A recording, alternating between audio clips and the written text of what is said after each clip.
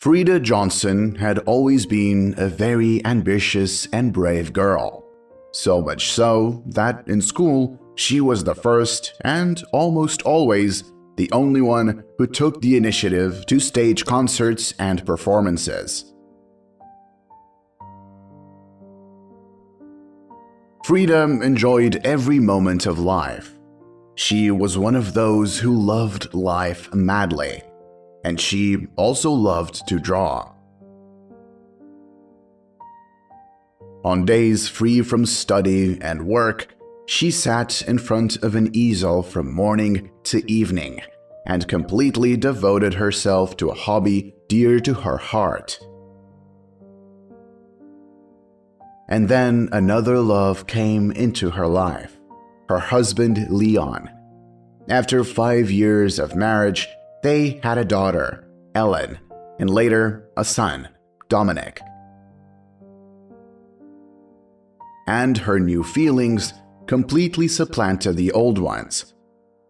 Frida stopped drawing, as there was never enough time at all because of the demands of motherhood and her husband's bias against painting. In addition, Leon was almost never at home when it was necessary to look after the children. He could abruptly leave for a business trip without even a warning. He often critiqued Frida's appearance, work, anything at all, and then turned everything into a joke, thereby making her a resentful fool.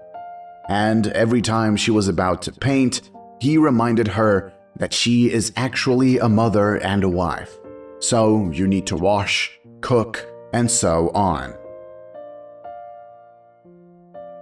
At first, the woman grew frustrated, but quickly resigned herself and threw the tassels with the easel away. She thought it was the right thing to do, that it would be better that way. And then it happened. An event that changed her life forever. Frida was in a serious accident. Her legs were amputated. Now, the previously cheerful mother and wife sat by the window for hours and, at the lowest point in her life, was unable to move. Beloved as she thought she was, her husband, without warning, abruptly deserted the family, leaving her in a wheelchair with 2 young children in her arms in the care of Frida's elderly sick mother. As Frida's mother was active in the upbringing of the grandchildren, all Frida could do was count the days. She felt no zest for life, and yet she couldn't imagine leaving her children alone. She thought she was useless until one day her son brought her paints and a brush with the words, "Mom, let's draw."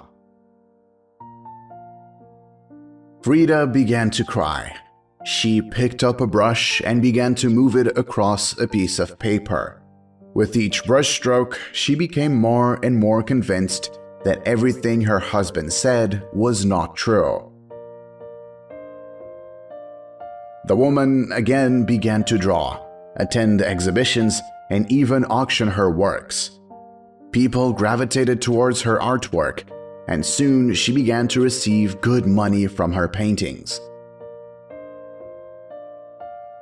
Frida also attended charity events, and at one of them, she met Max. He had no hands, but he loved to draw so much that he learned to do it with his feet. The woman was strongly inspired by Max's example. They began to communicate and found that they had a lot in common. But the main thing was that Max never told the woman what she heard every day from Leon. He never forced her to hide her emotions or sought to manipulate her. Soon, the artists got engaged. Max loved the children and considered Frida's mother as family. Everyone, in turn, loved and accepted him.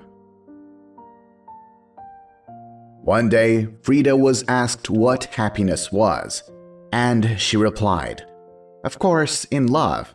I've really fallen in love 3 times in my life. The first time I picked up a brush, the second time I had children, and the third time I met my beloved husband."